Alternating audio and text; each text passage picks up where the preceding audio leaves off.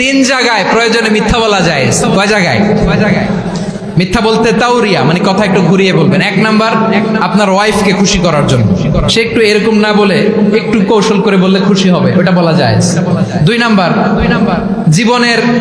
জীবন মরণের ব্যাপার, জান বাঁচানোর জন্য একটু কৌশল করে ঘুরিয়ে বললেন, এটা জায়েজ। তিন নাম্বার, দুইজন ঝগড়া লাগছে তাদেরকে মিলিয়ে দেওয়ার জন্য কৌশল করে একটু মিথ্যা বলা, ঘুরিয়ে বলা যায়।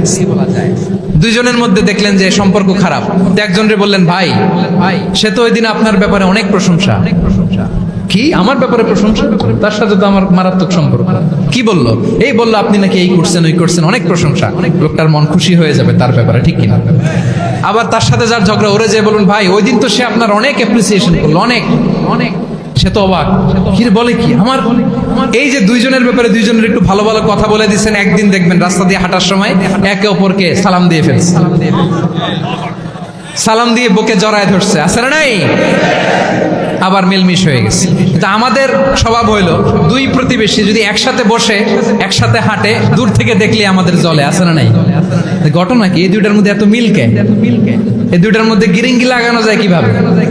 হ্যাঁ, এই বন্ধুত্ব ফ্রেন্ডশিপ নষ্ট করা যায় কিভাবে? এরকম মানসিকতা সবার না, আমাদের অনেকের মধ্যে আছে না নাই? আল্লাহর কাছে তওবা করেন এই মানসিকতার যেন আমরা না হয়, আমরা মিলিয়ে দিব। কানগুলো খরগোশের কানের মতো খাড়া করে শুনুন পেকুয়ার ভাইরা। বিশ্বনবী বলেন, আলা উখবিরুকুম বিআফদাল দারাজা, আলা উখবিরুকুম বিআফদাল মিন দারাজাতিস সিয়ামি ওয়াস সালাতি ওয়াস সাদাকা।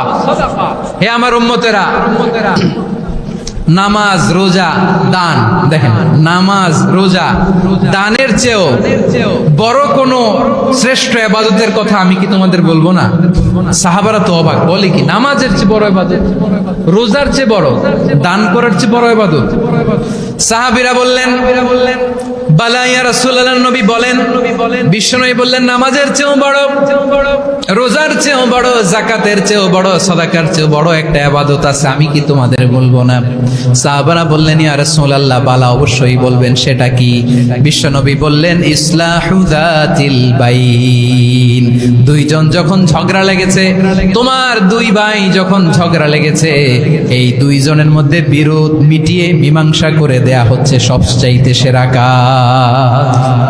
দুইজন ঝগড়া লাগছে, ইসলাহু যাতিল বাইন, দুইজনের মধ্যে মিলিয়ে দেয়া, এটা নামাজ, রোজা, সাদাকার চেয়ে বেশি সওয়াব।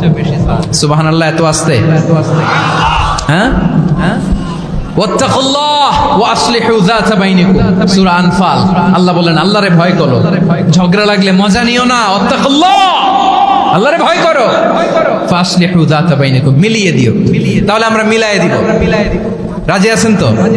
তাহলে আমরা এক উম্মাহ, এক উৎস থেকে এসেছি, এক দেহ এক প্রাণ, আমাদের সম্পর্ক বড় মজবুত, সীসাঢালা প্রাচীরের মতো, কেউ টলাতে পারে না, কেউ ভাঙতে পারে না, ঠিক কি না?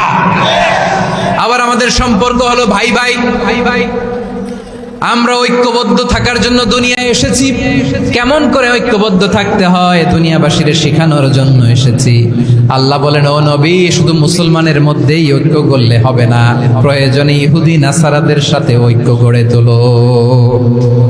কথা শুনতেছেন? প্রয়োজনে আহলে কিতাবদের সাথে ঐক্যবদ্ধ হওয়ার আদেশ দিয়েছে কে? সবাই বলতে হবে, আওয়াজ করে বলেন। আহলে কিতাব ইহুদি নাসারাদের সাথেও প্রয়োজনে ঐক্যবদ্ধ হওয়ার ঘোষণা দিয়েছে কে? বিশ্বনবী মক্কা থেকে মদিনায় হিজরত করতে গেছেন, ওখানে ইহুদিদের সাথেও কোয়ালিশন করেছেন। সুবহানাল্লাহ পড়বেন না? বনু কাইনুকা, বনু নাদির, বনু কুরাইজা, এই তিনটা দলের সাথে বিশ্বনবী কোয়ালিশন করেছেন একসাথে।